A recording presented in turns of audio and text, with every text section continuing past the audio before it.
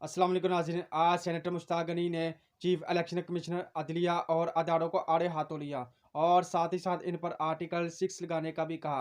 आइए पहले इनकी गुफ्तगू सुनते हैं और फिर इस पर बात करते हैं। बुलेट ने बैलेट को अगवा किया है, बुलेट ने बैलेट को अगवा किया है, गोली ने पर्ची को अगवा किया है। जब तक गोली पर्ची को अगवा करेगी, जब तक बुलेट बैलेट को अगवा करेगी, आवाम के हक हुक्मरानी बहाल नहीं हो सकती। उसने निगरान हुकूमत अदलिया आवाम के हक हुक्मरानी पर डाका डाला है और इस इलेक्शन को दांडी ज़दा किया है। मिस्टर चेयरमैन, मैं ये क्यों कहता हूं इलेक्शन कमीशन के हवाले से? मैं आपको कॉन्स्टिट्यूशन के आर्टिकल 6 पढ़ के सुनाता हूं, आर्टिकल 218 पढ़ के सुनाता हूं, जिसमें इलेक्शन कमीशन की जिम्मेदारी है कि वो क्या करेगा। It shall be the duty of the election commission to organize and conduct the election and to make such arrangements as are necessary to ensure that the election is conducted honestly, justly, fairly and in accordance with law and that corrupt practices are guarded against. 5 चीजें election commission को करनी है।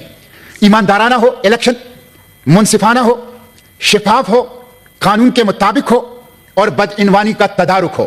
ये 5 चीजें 8 फरवरी के election में नहीं है।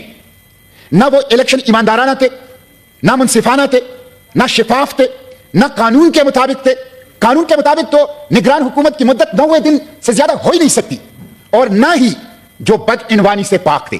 इसलिए इलेक्शन कमीशन गद्दारी का मर्तकिब हुआ है और मैं उसकी माफी मांगने का, मुस्तफी होने का, आर्टिकल 6 की कार्रवाई का और 50 अरब रुपए इस गरीब कौम के टैक्सों का वापस लेने का उनसे मुतालबा करता हूं।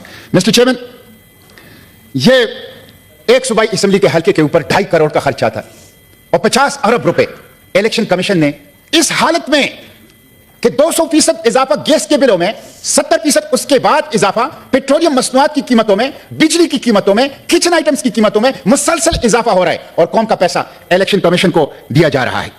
मिस्टर चेयरमैन, ये अजीब गरीब हुकूमत थी जिसमें हुकूमत पहले बनी, वजीर आजम का तयन पहले हुआ और जिसमें ऐलान किया गया कि हमारी बात हो गई है और फिर उसी के लिए इलेक्शन का इनेकाद किया गया।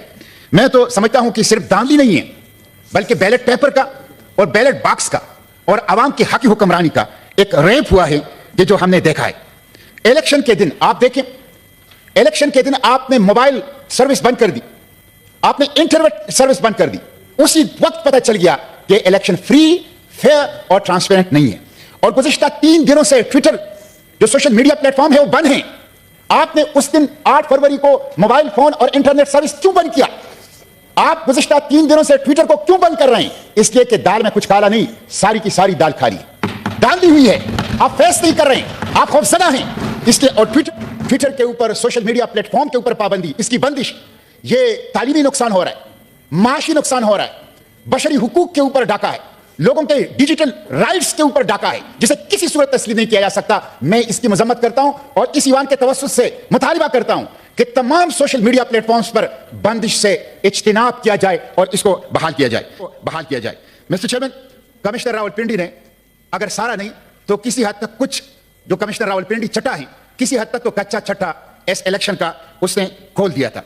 आप देख लें कि 8 फरवरी को सिचुएशन कुछ और थी और 9 फरवरी को बिल्कुल 180 दर्जे की टर्न हुई। कराची के अंदर आप देख लें, हमारे कराची के अमीर हाफिज नईमुर रहमान जब 5-6 कौमी असेंबलियों के ऊपर उन्होंने एहतजाज शुरू कर दिया तो एक ऐसे हल्के से जहां से वो जीते ही नहीं थे उनको जितवा दिया गया। मैं उनको खराजी तहसीन पेश करता हूं कि उन्होंने इलेक्शन कमीशन के मुंह पर वो जीत दे मारी और वापस कर दी कि यहां से मैं नहीं जीता हूं, फॉर्म 45 के मुताबिक पाकिस्तान तहरीक इंसाफ के कैंडिडेट जीते हैं। ये इलेक्शन की सूरत हाल है। इसलिए मिस्टर चेयरमैन, मुझे तो बड़ा दुख हुआ इसके ऊपर कि बलोचिस्तान से बाप और बेटा ड्रग माफिया और अफगानी और खैबर पुख्तनख्वा पेशावर से अफगानी, वो इस इलेक्शन के अंदर जो अफगान नेशनल हैं, पाकिस्तानी नहीं है, वो भी पाकिस्तान की पार्लियामेंट में आए हैं। तो बिल्कुल दुरुस्त कहा मेरे कोलीग ने कि जो ड्रग माफिया के लोग हैं और जो पाकिस्तानी नेशनल ही नहीं है, उनको भी इलेक्शन कमीशन ने इस इलेक्शन के अंदर पास करवा दिया। इसीलिए बलोचिस्तान से, खैबर पुख्तनख्वा से, इंटीरियर सिंध से आवाजें उठ रही है कि इलेक्शन बिक गया था, पहले से सौदे हो गए थे, लोगों ने रकूमत वसूल कर ली थी और उसके मुताबिक रिजल्ट का ऐलान कर दिया गया। यह बहुत बड़ा सवाल है जिसकी तहकीकात जो है वो होनी चाहिए। दांधली करने वाले मिस्टर चेयरमैन, ये कौमी मुजरिम हैं, ये दस्तूर के गद्दार हैं, ये कौम के गद्दार हैं। उनकी वजह से नफरतें बढ़ रही है, उनकी वजह से माशरे में तकसीम बढ़ रहा है, उनकी वजह से इंतशार बढ़ रहा है। दांधली करने वाले पाकिस्तान की सालमियत से, जोग्राफी से, कौमी यकजहती से खेल रहे हैं, पाकिस्तान के मुस्तकबिल से खेल रहे हैं। मिस्टर चेयरमैन, इलेक्शन इसलिए किया जाता है कि बहरानों से निकला जाए, اور قوم کو سیاسی اور معاشی استحکام دیا جائے. لیکن یہ ایک ایسا الیکشن ہے جس نے ایک عظیم تر بحران کے اندر قوم کو دھکیل دیا, سیاسی بحران کے اندر, معاشی بحران کے اندر. اس لیے میں سمجھتا ہوں کہ اس الیکشن کے اندر جو ریگنگ کے اندر انوالو لوگ ہیں وہ قومی مجرم ہیں. آپ دیکھ لیں, انٹرنیشنل ادارے کہہ رہے ہیں کہ پاکستان میں ڈیموکریسی ڈکلائن میں ہے. آپ کی جمہوریت کی تنزلی, بین الاقوامی ادارے کہہ رہے ہیں کہ پاکستان میں جمہوریت کی تنزلی اور ڈیموکریسی کی ڈکلائن ہو رہی ہے. ہائیبرڈ ڈیموکریسی اب تو سپر ہائیبرڈ ڈیموکریسی ہے. بلٹ نے بیلٹ کو اغوا کیا ہے, بلٹ نے بیلٹ کو اغوا کیا ہے, گولی نے پرچی کو اغوا کیا ہے. جب تک گولی پرچی کو اغوا کرے گی, جب تک بلٹ بیلٹ کو اغوا کرے گی, عوام کے حق حکمرانی بحال نہیں ہو سکتی. پاکستان درست راستے کے اوپر نہیں چل سکتا. میں پوچھنا چاہتا ہوں کہ عوام کو کیا پیغام دے رہے ہیں آپ, بلوچستان کو, خیبر پختونخوا کو, پنجاب اور سندھ کو, نوجوانوں کو, اس پاکستان کو آپ کیا پیغام دیں کہ چند سرکاری افسر, چند سرکاری نوکر وہ بند دروازوں کے اندر بیٹھ کے 25 کروڑ عوام کا فیصلہ کریں گے؟ یہ نامنظور ہے. یہ قوم, اس قوم نے برطانوی استعمار کی غلامی سے آزادی اس لیے حاصل نہیں کی تھی کہ یہ چند سرکاری نوکر ان کے غلام بن جائیں اور وہ بند دروازوں کے پیچھے 25 کروڑ عوام کو غلام بنا کے ان کی قسمت کا فیصلہ کریں. یہ دور گزر چکا ہے, اب آزادی کا دور ہے. لوگ جان چکے ہیں کہ حکمرانی ہمارا حق ہے اور ہم اپنے اس حق کے لیے ہر حد تک جانے کی کوشش کریں گے. اس لیے مسٹر چیئرمین, میں ایک دفعہ پھر حکومت سے مطالبہ کرتا ہوں, میں اس ایوان کے توسط سے, آپ کی توسط سے مطالبہ کرتا ہوں کہ الیکشن کمیشن معافی مانگے, چیف الیکشن کمشنر مستعفی ہو, ان کے خلاف آرٹیکل 6 کی کارروائی کی جائے.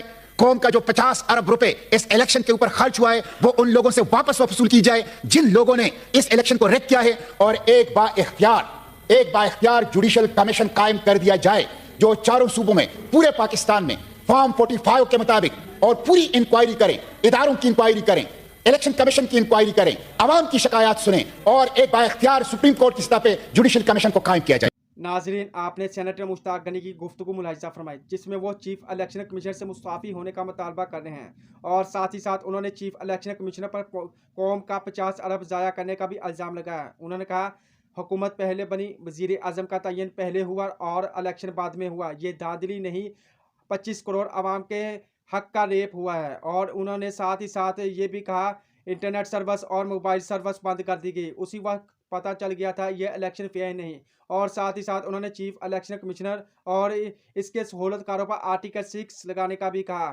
انہوں نے کہا چند سرکاری افسر بند کمروں میں 25 کروڑ عوام کا فیصلہ نہیں کر سکتے, اس کو بند ہونا چاہیے اور ان کا احتساب ہونا چاہیے. اور ساتھ ہی ساتھ انہوں نے چیف الیکشن کمشنر کو قوم سے معافی مانگنے اور ان پر آرٹیکل 6 لگانے کا بھی کہا.